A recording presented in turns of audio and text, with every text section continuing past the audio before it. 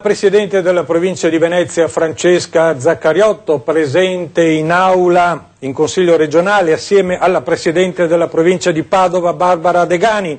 e al Sindaco di Venezia Giorgio Orsoni, abbiamo chiesto il parere circa il nuovo statuto appena approvato.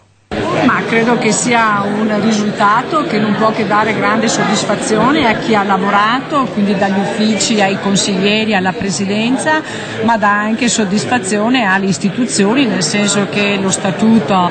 del Veneto rappresenta un bel punto di partenza per poter lavorare fra istituzioni assieme. Quindi dopo tantissimi anni che se ne parlava, per il governo Zaia essere riuscito in un tempo che io definisco breve rispetto ai lavori che erano stati fatti negli anni precedenti, non può che farlo sentire assolutamente soddisfatto e altrettanto noi. Questa regione che assumerà i compiti delle province che verranno svuotate dai loro poteri.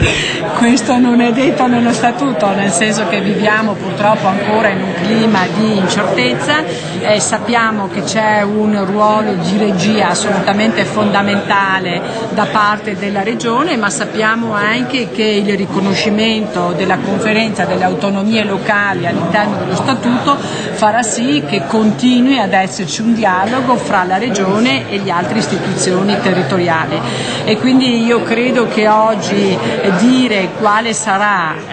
la fine delle province in relazione alla competenze in particolare sia assolutamente impossibile, perché mi auguro che dalla parte dello Stato ci siano dei decreti che vanno a fare chiarezza e che permettano una governabilità se è in funzione di questi trasferimenti.